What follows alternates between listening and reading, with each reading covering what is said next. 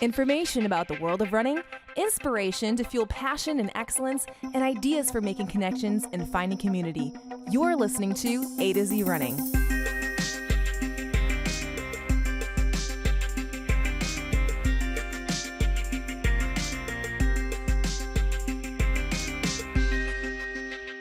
Hello, everyone, and welcome to the A to Z Running Podcast, where we help runners thrive. I'm Andy. And I am Zach, and in this month's Q&A episode, we feature listener and subscriber questions about Garmin data efficacy, about winter training considerations, depletion running, and many more things. And stick around after that for the latest from the world of running, including an interesting addition to the Houston Marathon Report, a fascinating study about facial expressions while running, and a preview of the upcoming Millrose Games. All of that and so much more is available to you if you go to AtoZrunning.com and look for the word follow. Or, of course, find us on all the places where you like to consume content. We're on YouTube, we're on the podcast platforms. We've got some social media, stuff like that. What kinds of things do you want to make sure you don't miss? You don't want to miss our monthly email digest, which went out recently. But you also don't want to miss opportunities like this. In this episode, we will do a monthly Q&A episode featuring your questions about training, about running, about gear, about nutrition, running stuff, about racing, all the good things. Ask your questions, and if you missed your opportunity this month, still ask, because you could jump into the next one. Absolutely. We love to continue conversations with you. That's part of our purpose here at A to Z Running. We want to find community among one another. And in our response to January email digest, we noted our recent conversations about pain and injury, as well as featuring the recent episode on hip health. Allie shared, "Oh my word, I'm literally standing in my kitchen making dinner while doing hip rotations to keep my bad hip healthy-ish. I cannot wait to listen to your timely podcast." So thanks for sharing, Allie, and I hope your bad hip is on an upward trajectory. That indeed we do. And with that, remember to submit those questions and comments just like that anywhere at all. If you can find us on social media, if you can find us on YouTube, if you can send us a direct email, all those places. And we'll be glad to interact with you in all those ways. So with that, let's get started.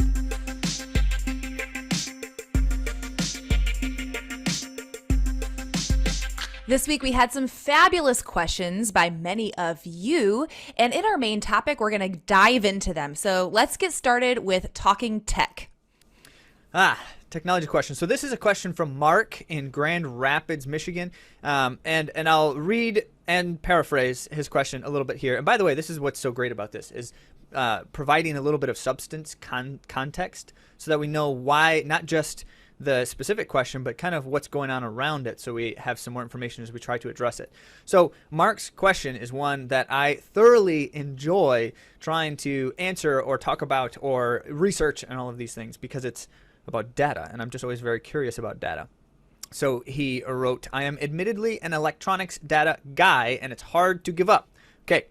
Point to Mark for immediately assuming that we want him to give up his data electronicsness. Now, that's not necessarily the case all the time, but I'm not going to try to comment along every single thing that is in the question. But good point, Mark. So sometimes it's hard to give it up. Okay, I'm doing base miles at this time, 40 miles a week, things like that, slow, easy pace for the most part, and he's got the Garmin watch, like many of us do. It likes to tell you how you are doing after each run, and this is called the training status update, is what Garmin calls it. And so then his question ultimately is, so he's doing all of these base miles, and it gives him some kind of response. And those responses are things like productive, unproductive, maintaining, overtraining. So these are all the ways that Garmin's status update tells you how you're doing in running. So then the question is Garmin's training status feature telling me something accurate, telling me something valuable, and giving me information that should potentially alter the kinds of things I'm doing in training? So his specific instance is, I'm doing this base work, and he just often keeps saying unproductive. And so the watch is basically telling him that his training is not helping him, right? He did say, by the way, Mark's question went on, and he says, I feel like I know what I'm doing, and I know why I'm doing it, so maybe I should just ignore the watch at times. But then also, this whole sense of like, it feels good when Garmin tells you you're productive or maintaining, as opposed to like overtraining or unproductive. So what do we do about that? Now I'm curious, Andy, before I get into a little bit of how I respond to Mark here, what's your general reaction to things like this, what we could call a subjective response to the objective data? I'm going to have an unpopular opinion on this. I would love to see some research in the mental and physical drain, or not physical, but the mental drain of seeing those responses from Garmin. I personally just don't want to see it at all. Polar does the same thing. They have the even similar terminology using the word unproductive. I'll be training 6-day weeks and I'll take a 7th day to rest and it will tell me I'm unproductive, and that's just ridiculous. So, and I know that we can override that. Like, a lot of us learn to override these comments from Garmin or Polar or whatever device you're using to track some of this data, or interpret it, I should say. We actually asked them to track it, but then they interpreted it.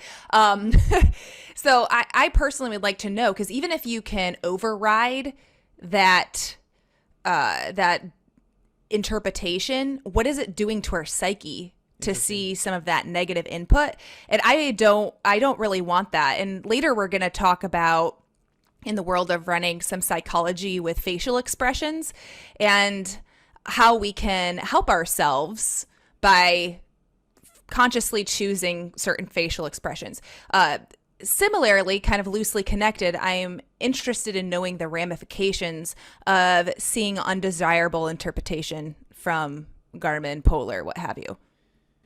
Yeah, at its basic form, it's behavioral conditioning. And that's not necessarily the intent here. It absolutely is behavioral conditioning, though. And then the question, of course, becomes does Garmin or Polar, in this instance, does it have enough accurate data to be able to condition our behavior to make better choices in training? And so that's one side of the answer. And then the other side of the answer is, because Garmin doesn't know my intent in my current training, is it going to be able to give me the kind of recommendation that aligns with what I'm trying to do physiologically, physically, musculoskeletally, all that stuff? So those are some really important. I appreciate that reflection, Andy, too.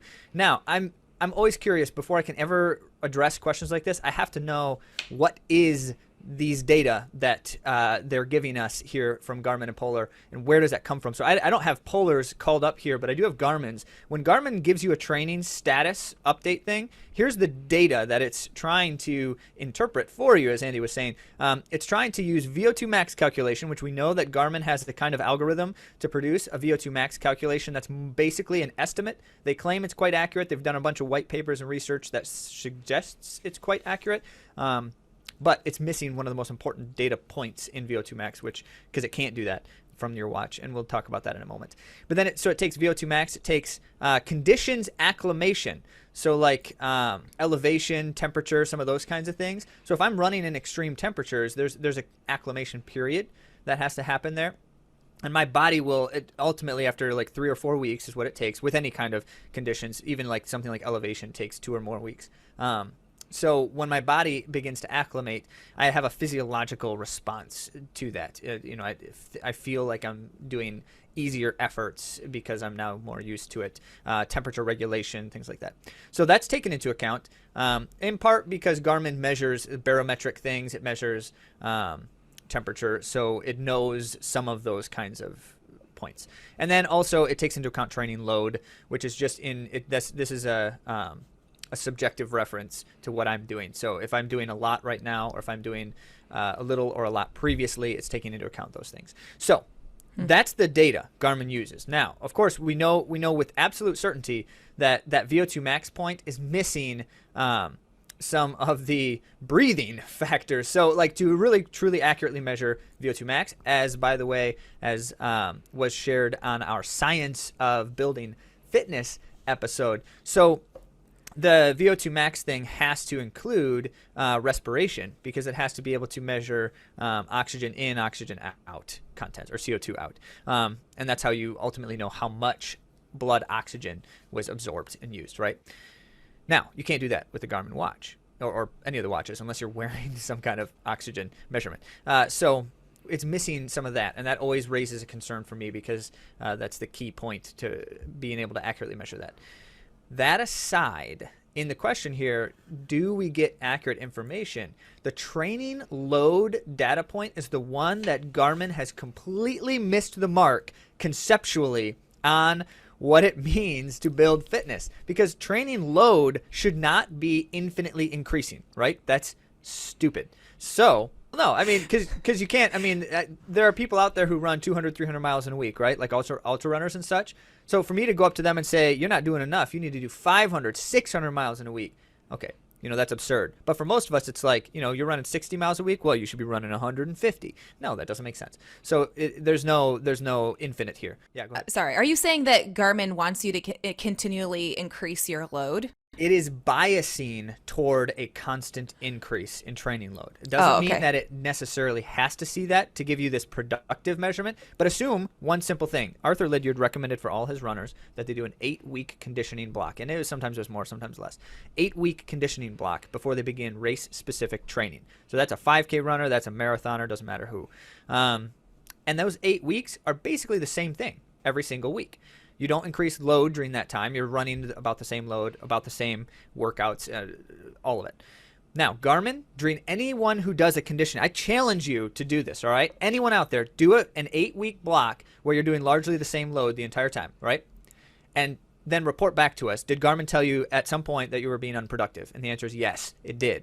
Because Garmin doesn't understand that you need that 8-week block of consistent load, both for the aerobic benefit that you are achieving. So Garmin's going to tell us from its VO2 max measurement that I'm getting less aerobic benefit over time because I'm repeating the same load over and over. Of course, that is true to a point. So the aerobic curve will gain significantly for a time, and then it will plateau. Actually, it doesn't perfectly plateau because according to what we know about aerobic energy systems, it's always constantly gaining, but the gain minimizes significantly after a period of time, which is, by the way, where Lydiard got the 8 weeks from.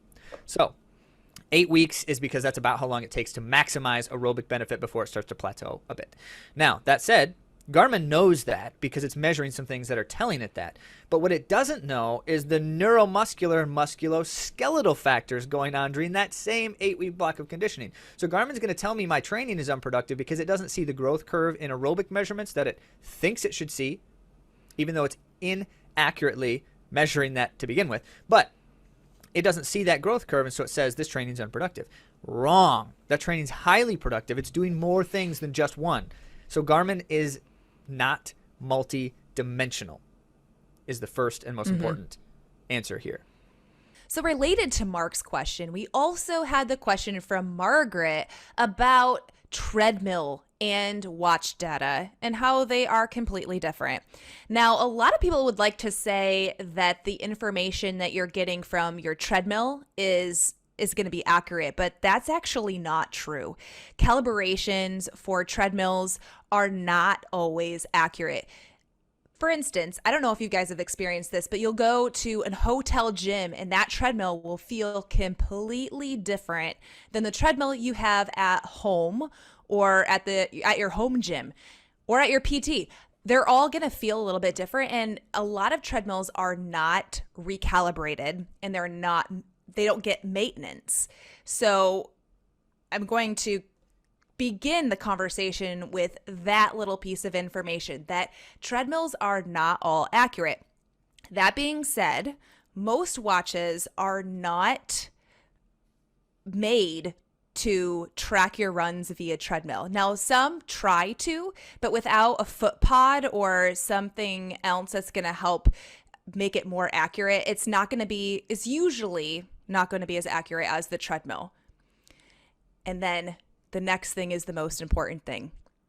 In our perception of training and how we do training, it doesn't matter anyway. You're going to go by your effort and by time. So don't pay attention to either of those inaccurate pieces of information. Just go for your effort and your time and don't worry about it. Because most likely, if you think that it's inaccurate, it might be. It probably is. And fundamentally doesn't matter. And that's the summary to Margaret's question and Mark's question about data stuff. Appreciate that, Andy. Yes. So could it be accurate or inaccurate? Maybe. We think that the data is more inaccurate than accurate, especially in terms of like making training decisions and measuring, accurately your efforts. And then fundamentally, who cares? Because you shouldn't be using that to decide things anyway. I love it. That's good. I know Okay. but it is hard to see. It is hard to see sometimes, and you're like, I just put a lot of effort into that, and I'm not seeing the pace that I would like to see. But it's one of the practices that we have of disregarding that, because the training purposes and moving the needle towards better fitness and faster performances, it's still doing that. Doing that. All right, next Yes. question. Andy, you're going to field this one. We've got Laura from Kentucky and Tommy from Michigan asking basically the same question. How do you dress, Yeah. hydrate, stay safe while running in the winter? Yes. So these were excellent questions. It actually came in a series of questions, and I will be able to get to all of them. In fact, we have done an episode about running in the winter with Anna Dalton. She's from Alaska, Olympic trials qualifier and marathoner. And she gave us some insight into training in the winter conditions. But I'm just going to go over a few of these things since we often get questions like this. So one is the condensation and the sweat. Raise your hand. No, you don't have to raise your hand. I can't see you. If you get condensation on your innermost layer. I think most of us do, because we want to be able to dress for conditions. So Laura said, I'm surprised at how much I'm still sweating on my runs, even in sub 20 degree temps. I actually think it's a combination of sweat and condensation forming inside my outermost layer, which is water resistant fabric on front and back. It seems like the best approach would be to keep my body cold enough to minimize sweating. So I'm trying things like unzipping my outer jacket or even removing it once I've warmed up, which seems to help with the condensation, but it's hard to find the balance. And how I responded to this question was that winter conditions can be so vastly different depending on the day. So it's hard for me to tell you this is exactly what you should do. And in Michigan, it's like every hour it changes. You really, it's going to be different no matter what. So in like instances where there is precipitation, I think an outer water resistant jacket with a breathable undershirt seems to work pretty well. But there usually is sweat from the inside that's not able to escape the jacket. So that being said, you want your innermost layer to be moisture wicking. And that was actually something Dan O said on a previous post. Props to Dan O for giving us some really great winter running tips. But if you've been running in the winter, you know that you have to have that innermost layer be moisture wicking. That's very important. But also, if it's very cold and you have that outermost layer on, you have to commit usually to keeping it zipped. And the reason for this is that when you start getting hot and you have that moisture on the inside, you unzip. And at that point, you're getting very cold because your body that's all wet, you're having that evaporation and sometimes even freezing occur close to the body. So then you get very cold. So it is a tough balance, Laura. It is really hard to figure out because when you have that outermost water resistant jacket, those things will occur. So balancing those things. So that's why in precipitation, that's when I'm going to be using that kind of jacket.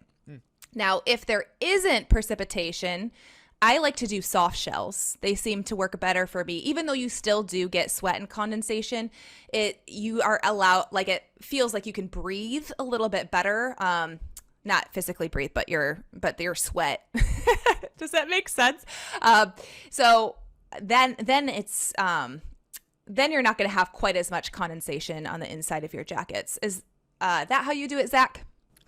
Well, I don't necessarily. So my flaw with winter running is I intentionally wear way too much and then just sweat to death the whole time I'm running. But I don't mind that because I would much prefer to be super hot for an hour long, 2 hour, 2.5 hour long run in the dead of winter than cold for any moment of it. However, there is, think about how heat transfer works in general, right? First of all, if there's any moisture, it transfers heat more quickly. So that's Andy's point about if you unzip that jacket and you have moisture inside there, you're immediately going to start losing heat at a much faster rate. But the other side of that is why the moisture wicking can make such a big difference in some of these situations. I have a jacket that I really like. It's kind of like a soft shell jacket. It certainly isn't weatherproof, but it's got a good outer wind resistance. It's decent. And then I can generally wear just like a long sleeve athletic tee under it, and that can be enough, even like 20-15 degree weather. However, unless I'm going harder or longer where I'm sweating more, because the jacket starts to absorb some of the moisture, and it immediately, as soon as my jacket starts to get wet on the outside, I start shedding heat like the dickens. And so what ends up happening is I end up going from too hot for about the first half to suddenly too cold. And it's very quick when it starts to happen, because once there's saturation in the jacket, it's immediate. So that's a good example of like, I really, in that instance, need to either wear another layer, so I have something kind of like in between, provide a little bit of shielding there, or stop wearing that jacket for those harder or longer efforts and wear my super shell jacket. I don't know what exactly it's called. I just call it that because I've never once been cold while running in this jacket, and I'm always too hot. But I'd rather be too hot than cold halfway through. So yes. Heat transfer. We get to learn our we have to think about heat transfer. Yep.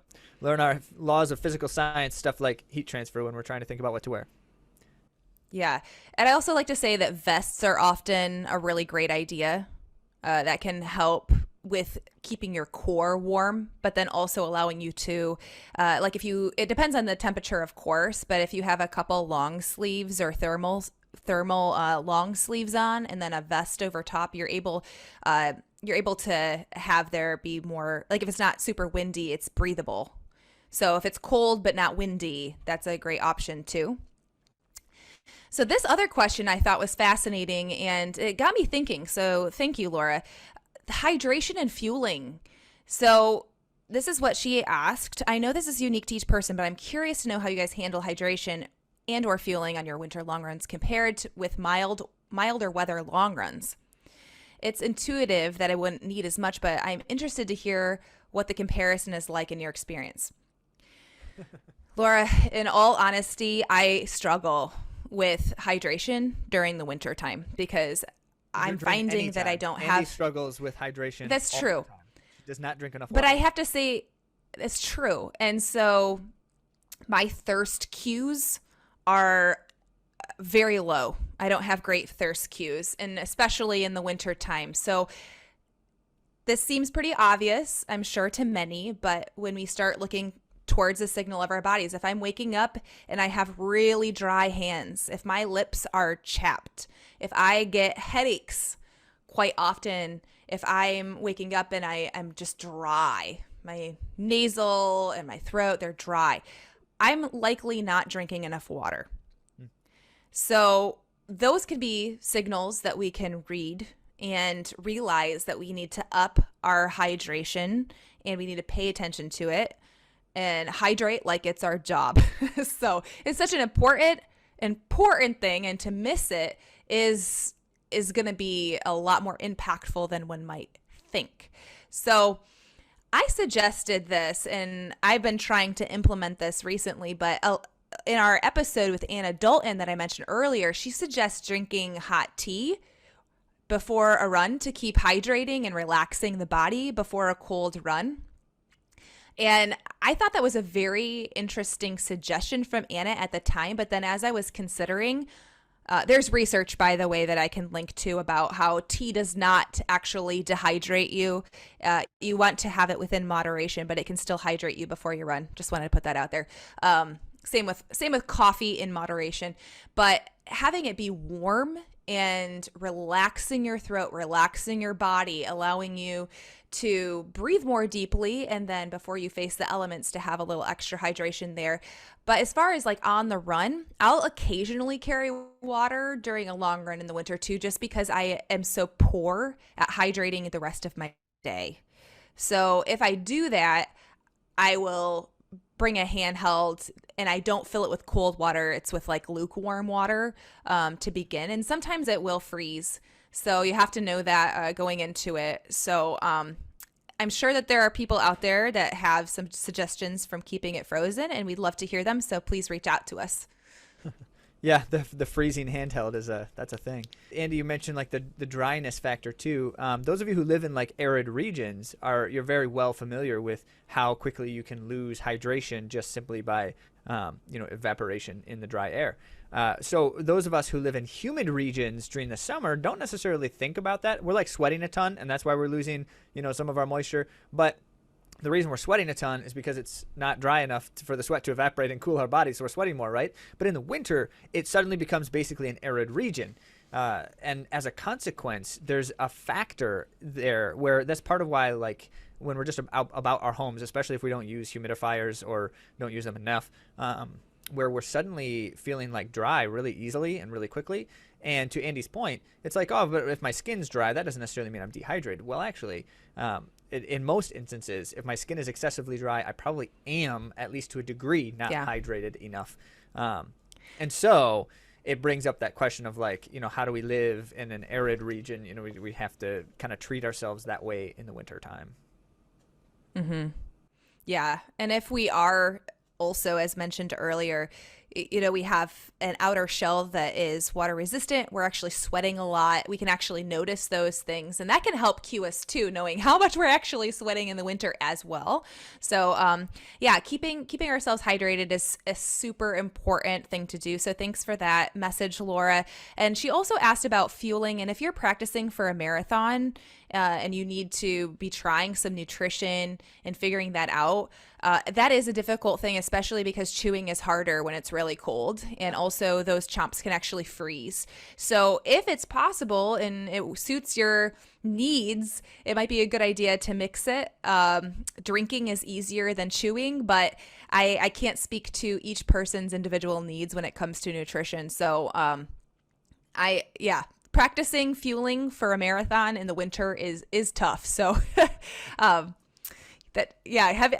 actually had chomps that have frozen before. It's not pleasant to try to, it's actually bad for your teeth, I think.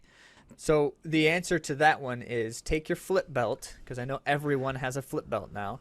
Take your flip belt, put your sustenance in your flip belt, and then put your flip belt on your belly, not on top of your shirt, the bottommost layer against your skin.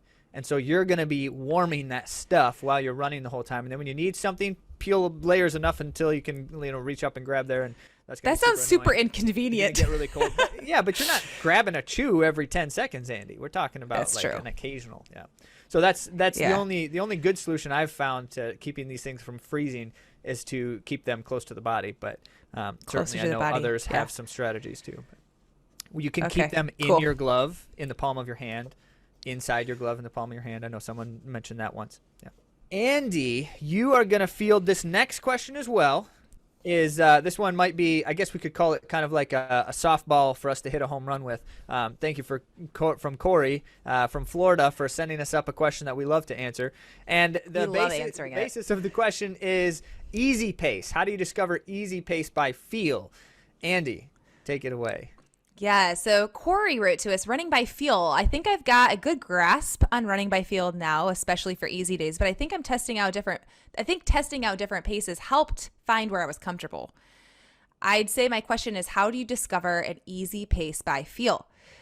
This is a great question, and many of you would like to know the answer because you've heard all of the rave about running easy on your easy days, right? So how do we do that? How do we find our easy effort? Well, first, I'd like to establish the difference between easy and jogging, or as Shawana White likes to call, sexy pace. They're different. Wait, which one's sexy pace? Sexy pace is jogging. Huh. That's running as slow as you like. Or what do you call it? Slaying? Zach? Oh, no. Slow as you like. Yeah, sometimes I call it sailing. Sailing. Sailing, Andy. Sailing, like a boat, sailing. You're just kind of out casual, so sailing. Sailing. Like slow as you like. Slow as you like. Yes. Yeah, so let's differentiate between not to I know you're going to address this in a more detail in a moment, Andy, but the whole point of easy is a spectrum, and we have to always remember that. Like, the concept of running easy is not a single pace, it's not a single area. Like the Garmin watch is going to tell you it's a certain zone and the heart rate and such, which is partially true, but it is a spectrum. And So this idea of like, how do I know if I'm running easy? Well, the one solution would be terribly easy. Just simply go as slow as possible and you know it's easy, right? But that's not the only kind of easy running. So that's why there's a little bit more complexity to the question. Okay, go ahead, Andy. Absolutely. Yeah. Jogging is supposed to be as easy as possible. Really. It's supposed to be as easy as you can do in a way that's still going to be beneficial to your body, where you're not feeling like you're putting the brakes on. You can still have decent form. The purpose is to build musculoskeletal strength and serve as recovery that won't tax your system. It shouldn't tax you at all. And the purpose of the jog will help guide you, right? So is it for recovery? Then that purpose should help guide you to know what is recovery for you that day. What are you going to feel better after? Are you going to feel better after this run? The answer should be yes. So that's how you kind of measure if it's a jog. And will running slower hurt you? Probably not. Will running faster hurt you? Yeah. It will not help you serve the purpose of the run. In the recovery instance, yeah. In the recovery instance. So that's important to help us reconcile, because a lot of us want to find what is the fastest possible I can run with still serving the purpose. But the answer shouldn't be that, right? Or that framing, that thought process doesn't help serve us best for the jogging. So the jogging is not how fast can I run and still have it serve the purpose. It's how slow can I run with still serving the purpose. Does that make sense? So easy running is not quite the same, because when you move into the conditioning phase, an easy run will require some more nuance, and it really needs to be up to the athlete, the intuitive runner, to figure out what they need for that day. Because as Zach mentioned earlier, it's a range. It's quite a range, depending on, all the factors that play in. So day to day, you determine what you can give in your easy run. And always, always be conscious of not running too fast. So stay on that conscientious end. You want to feel like you're running, but you don't want to finish feeling drained. And it's sometimes helpful to think of like basic objective parameters that can give me more information. Things like an easy run should never put you out of breath, ever, even close. Because remember, if you're out of breath, that means that you are not aerobic, because you're not getting enough oxygen, or you can't get enough oxygen to do the demand. And so out of breath is not easy, period. So if you're going up a hill and you're feeling out of breath, not easy. No, this is why everyone always talks about conversation pace as a kind of frame of reference here, because you should be able to expel air at more than like a kind of rate and still be maintaining your sound breathing. So I like the conversation pace kind of guide as a way to put a frame of reference on it. But that's not conversation pace in the beginning. That's conversation pace at the end and going up hills and the hardest points in it. I think the other thing too with easy running is you can use things like breathing. I know Jack Daniels did a lot of work with breathing and just kind of finding like efficient breathing patterns and such. One of the things that's difficult about that, and what he found in a lot of his research, was just because your breathing pattern is like slower, so you're breathing on more steps, does not necessarily mean you're at an easier effort. So you can sustain harder efforts at longer breathing patterns, because there's things like how much oxygen you take in a single breath. Those kinds of factors play into it, and the degree of fitness and some other things. So I'm not going to use that. I'm never going to tell someone, breathe 4 steps in, 4 steps out, and that's easy, because that's highly inconsistent and not really a good, reliable variable. So instead, we start to talk about how you're feeling. We start to talk about how you feel at the end. An easy run, you should never feel like you can't go any longer. So like you finish that easy 2 hours, you shouldn't feel like I could not keep running. That's too much. I guess long is a different. If you go run for 4 hours, I was going to say, if you're feel like you, no matter what pace. Yeah. So I appreciate the nuance of the thing. If the original question was, how do you discover easy pace by feel? The answer, of course, is start with that aerobic concept. Like you can never be out of breath. You feel like you're in a kind of a comfortable rhythm that you can run forever. And no one expects you to just answer the question of, is this easy pace? Your first time trying an easy hour run. No one expects that. Trial and error here. And I guess also as you're learning it too, that's why it's so good to track your progress and write notes about your runs, because if you're in a training cycle and you're not recovered for a next day of work, then you probably ran your easy run too fast. That can give you the information you need to help you figure out your proper effort for an easy run. So evaluating where your easy run fits in your week and how you're feeling and what you're able to do the next day is part of the information that can help form the intuitive runner. It's good stuff. And if I might, in our final question here, put a couple pieces together of what we've been talking about in some of these other ones. This question was from Barbara in Michigan, and she asked, in summary, I'm paraphrasing it, about depletion running and fat utilization and long runs and such. And this is always an interesting question to discuss.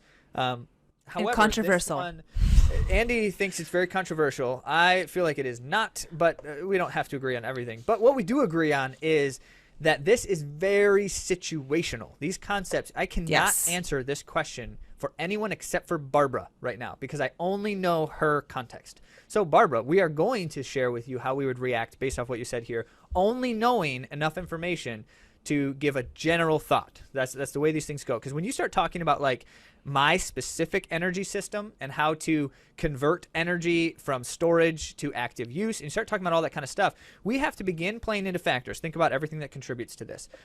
First of all, definitely like things like age and my degree of fitness contribute dramatically into this. My gender and whether or not I menstruate contribute dramatically into this.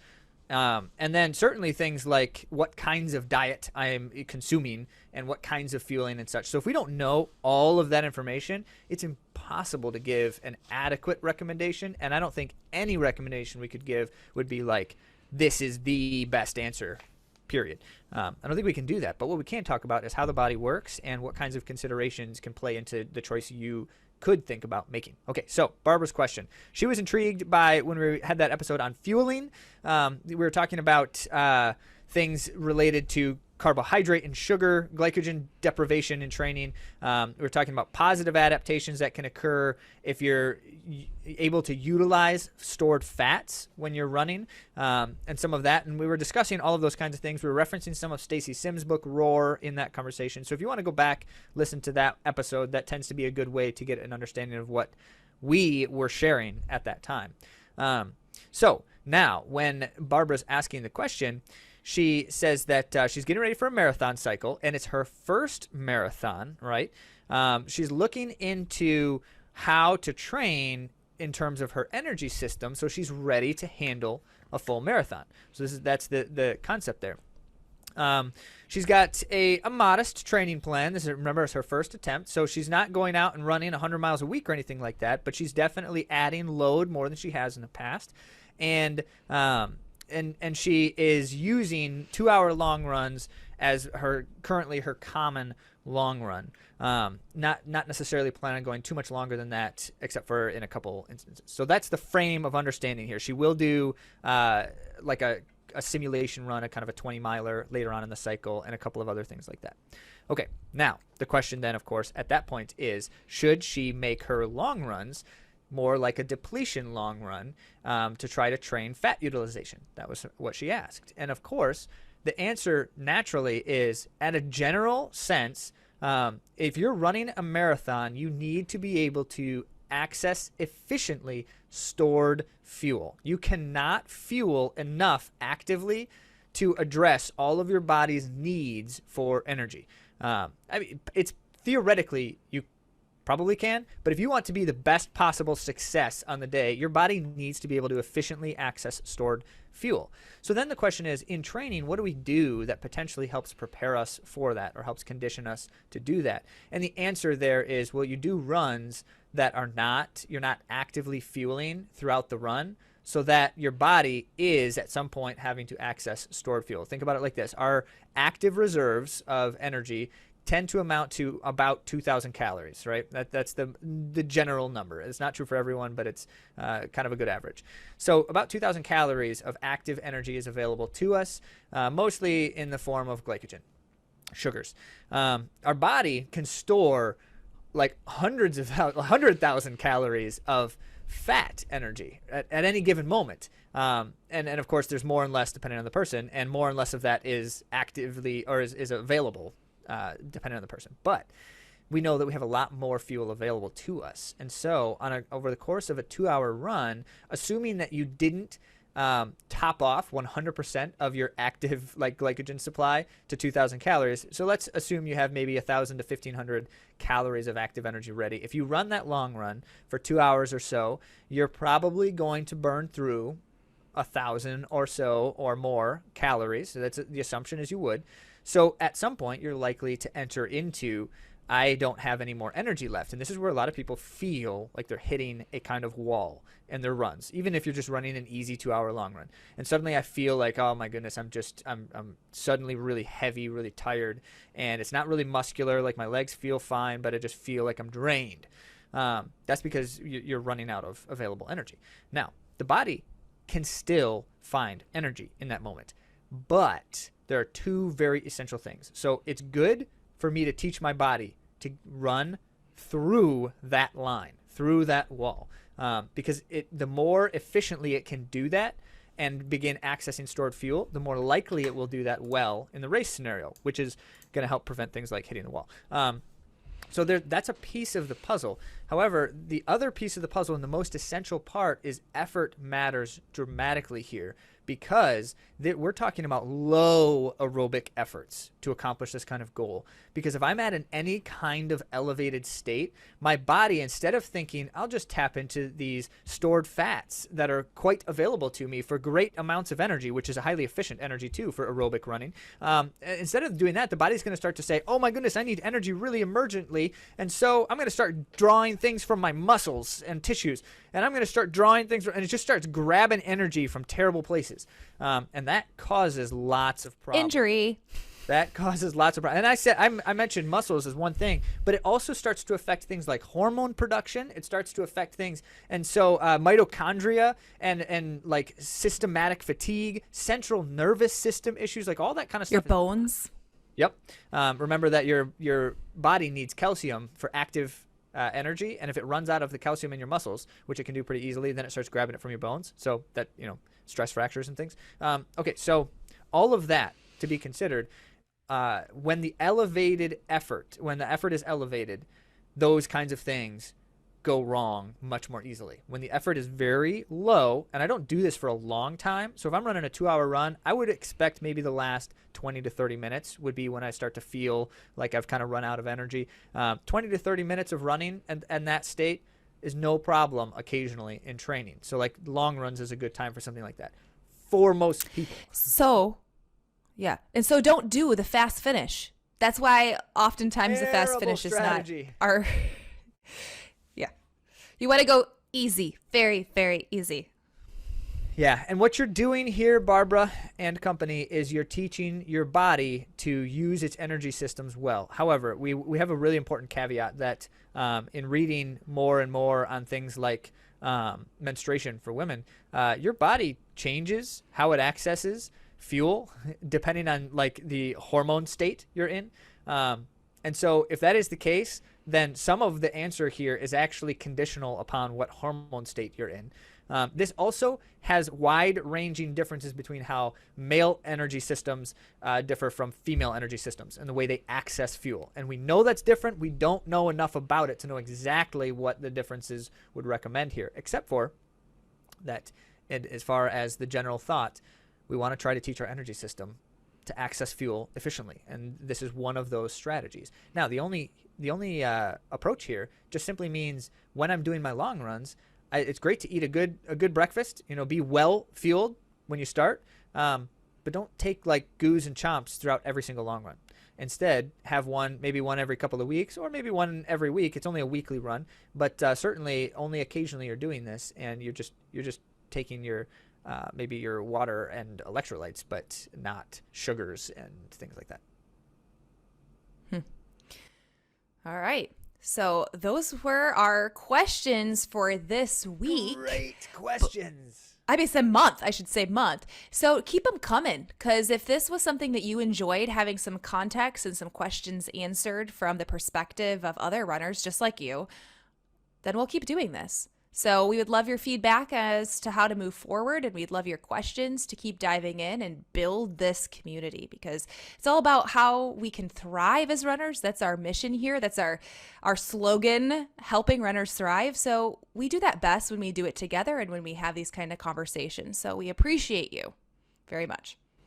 And with that, let's get on to the world of running.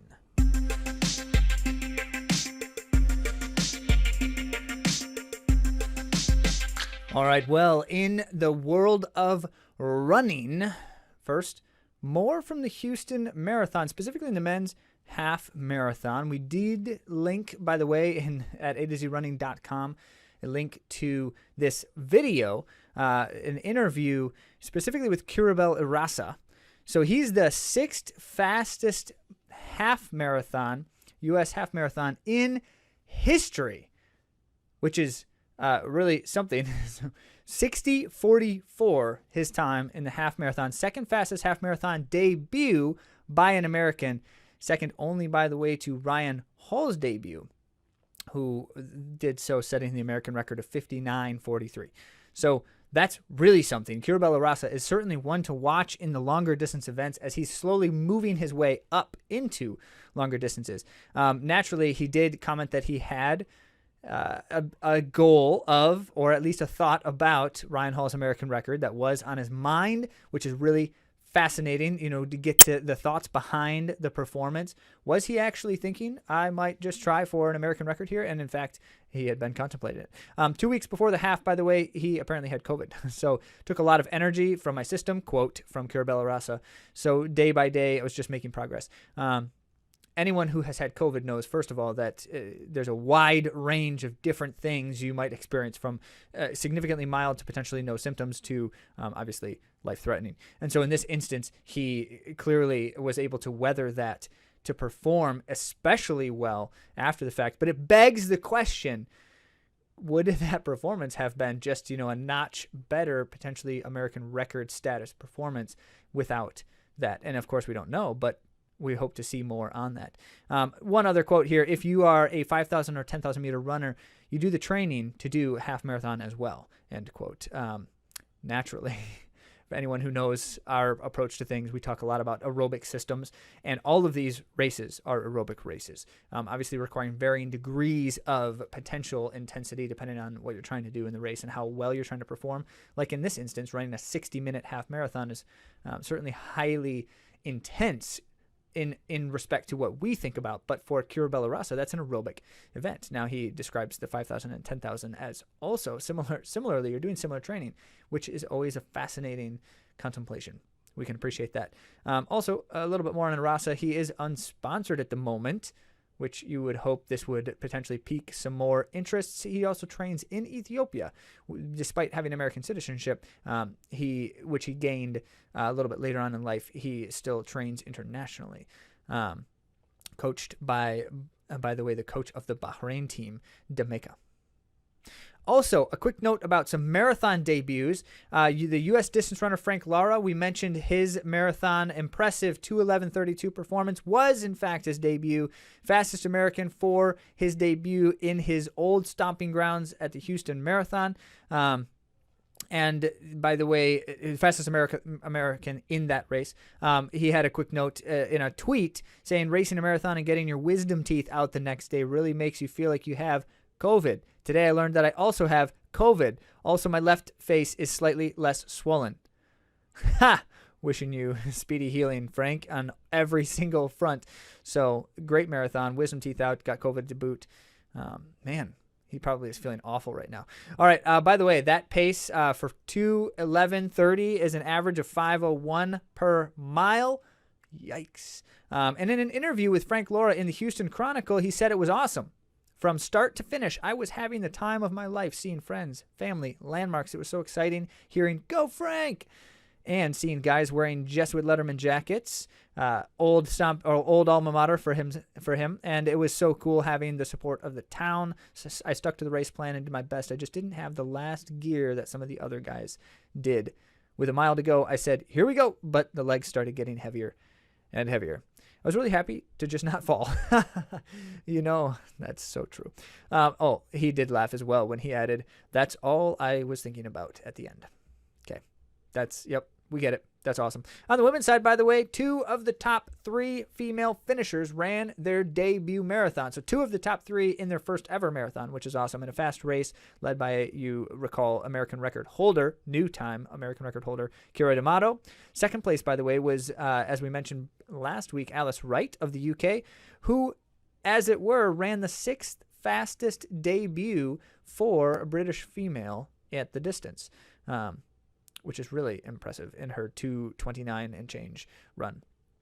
Also, an impressive debut by American Maggie Montoya, who was 3rd. So we mentioned she was 3rd in the race. That was her debut marathon. So that means 2 of the top 3 debuting. Awesome. Special note, by the way, in 4th place, far from her first marathon, was Doha U.S. World Championships marathoner Roberta Groner, and she, in 2:32, won the Masters division, which is incredible. 2:32 for a Masters time. All right, number 2 on our list here. A study about smiling facial expressions. And you're all thinking, why isn't Andy telling us about smiling? Because Zach doesn't even do that. And you're right, I don't. So I'm just going to tell you what Andy thinks about smiling. No, there's a study here. It's a fascinating study. We're going to link to it again in the article at AtoZrunning.com. Definitely check it out to get more of the substance here from the psychology of sport and exercise posted. Oh, by the way, a special thanks to Zach who sent us this research. Thanks, Z-Step. The results indicate oxygen consumption was lower during smiling than frowning. This is, by the way, not a massive difference. So we have to couch that. It's marginally smaller. But 14 participants were most economical when smiling, in contrast with only 1 participant who, when consciously relaxing, perceived effort was higher during frowning than smiling. And that's, of course, a subjective reference. As well as than relaxing. And by the way, so the perceived effort difference was substantially different compared to the oxygen consumption metric, which is always interesting to me. Which ones make the biggest difference? People reported that they felt better. Activation was higher during frowning than all other conditions, which might explain the increased effort associated because they're at a higher active state for the same effort. Heart rate, affective valence, and manipulation adherence did not differ, according to the study. Now, conclusion.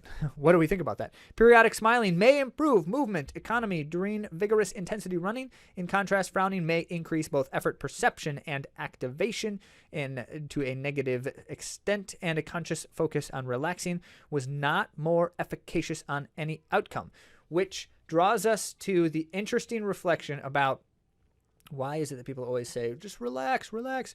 Maybe the point of relaxing is like whatever your natural state is the most relaxing thing. Maybe that's the point. However, I think the alternative here is rather than telling people to relax, we should be telling them to like be cheerful and happy and smile and things like that, which would be hard for the likes of me who don't ever smile. Certainly not unconsciously. And when it's conscious, it takes real effort. So a thought. And Andy, being one who had a coach once upon a time who said to her, smile during her races, and will often find that when she's feeling the worst, if she smiles, she helps herself feel better, can attest to that. Number 3, a quick preview of the Millrose Games. The Millrose Games is an indoor track meet in the Armory, it's a famous indoor track stadium in New York. And is always highly competitive. It's one of the most competitive indoor track meets, in fact, in the world. And as it were, is coming up this weekend. So we just wanted to share a quick thing here. This is published on Runner Space. You can check out the link if you'd like to at AtoZrunning.com. On January 29th, there will be a kind of like a middle to mid-upper indoor distances. So like the longest distance you get at a meet like this is things like the 3,000 or the 3,200. Occasionally they do a full 2 mile. But that's the nature of this kind of meet. Mostly it's like smaller distances. The men's 800 meter looks to be headlined by Michael Cerrone, who was the 2019 Millrose Games champ. Also has a repertoire of other incredible feats like 143.98 or 143.98 is the third fastest indoor performance in history. Michael Cerrone is also the former world record holder in the indoor 600.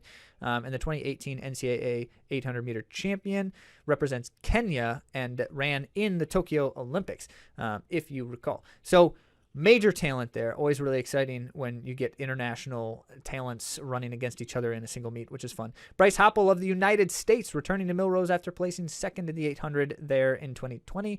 Hoppel did qualify for the final at the 2019 World Championships, was fourth. So naturally very close to medaling. And then it ran in the semifinals in the Olympics, did not make it onto the finals in Tokyo. Also, Hoppel's Team USA compatriot, also American, Isaiah Jewett, if you recall, was the 2021 NCAA 800 meter champ with the sunglasses, right? And then ran for Team USA in the Tokyo Olympics in what amounted to quite an incredible USA Olympic trials, which was like very short amount of time after the 800 and the NCAA championships. Oh, by the way, if you remember, one of the funniest things about all of that was when Isaiah Jewett, after qualifying for the Olympics, asked his professor if he could have an extra day to complete one of his essays or assignments that was due. And of course, his professor said, no. All right.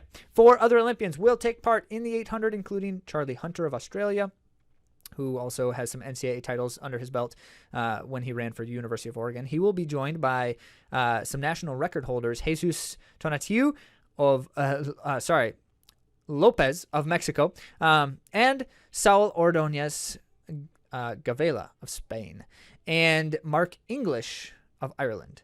So 2-time Olympian there, 3-time European champion, championship medalist, and then naturally, anytime you get all these guys from all these places running in one race, it's going to be fun and fast.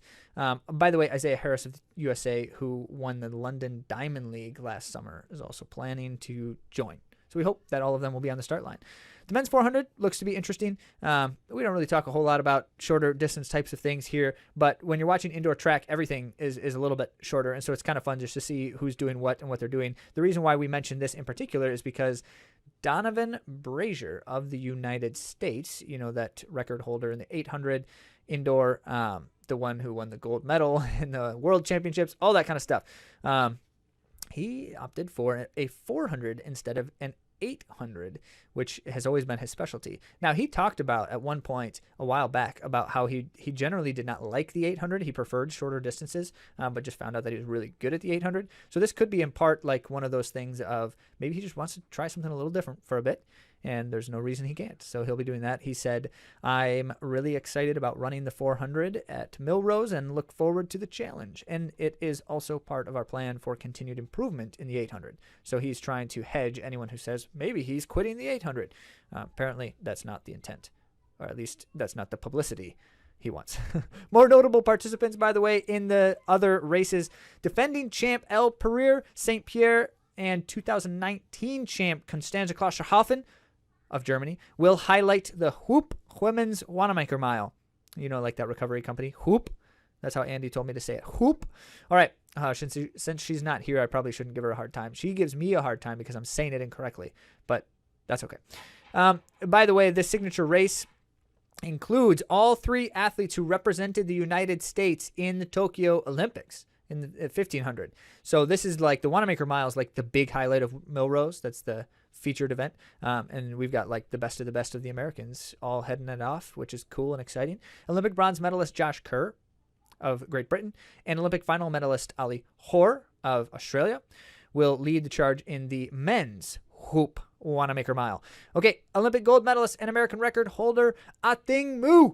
Yes, Ating Mu. She had quite the amazing year last year. She's coming.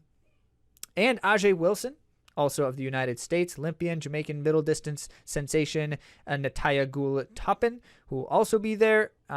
And Jack and Lewis Rudin women's 800 meter event. And in the So that's going to be exciting. The women's 800 should be blazing as well. Cole Hocker, Ed Cheserek, and Connor Mance, who have all been recent amazingnesses in the NCAA. Connor Mance just graduated after winning a second cross title. Ed Cheserek's been out for a little while. And Cole Hocker, that crazy season that he had last year. So these guys are running in the men's 3,000 meter, And Alicia Monson, also Olympian, you recall, from On Athletics Club, 2019 Millrose Games champ, fresh off her January 9th cross-country title for USATF. She'll be challenged by recent USATF cross-country runner-up Wayne Kilati in the women's 3,000 meter as well. So now you know all the amazing people who are going to be running in this one single track meet. That's really cool stuff, and you definitely should check it out. We'll be reporting on that back next week after the fact, so you can hear all of the amazing things that you didn't hear when you watched it. That's that for the world of running, but as you well know, we are not done just because we're done talking. There are many other places and ways that we would love to connect with you. Start it all off by heading to AtoZrunning.com and find all the interesting things you want to find there. Certainly hit follow so that you can get the monthly digest available only to subscribers. Of course, it's free to subscribe, but why do you want that digest so badly? Well, naturally, you want it badly because, it's AtoZrunning, but also because we include certainly some great content there that you're not going to get necessarily on the podcast. And we include references to available discounts and promotions that you can get with various companies that we can share with you. And so if you don't hear it on air, you can still find it there. That's at the AtoZrunning.com. Look for the word follow to subscribe. And then, of course, if you're interested in something more, you need more than just information and inspiration to carry you forward, check out AtoZrunning.com and the word coaching, because there we certainly have a number of ways we would love to be able to support you if we can.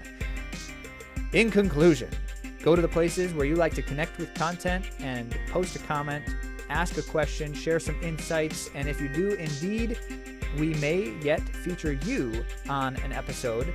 Comments, questions at the Q&A episodes at the end of the month, and certainly plenty of other opportunities. We'd love to connect. Thanks again for listening or watching or whatever it is you're doing to consume this content, and we will talk to you again soon.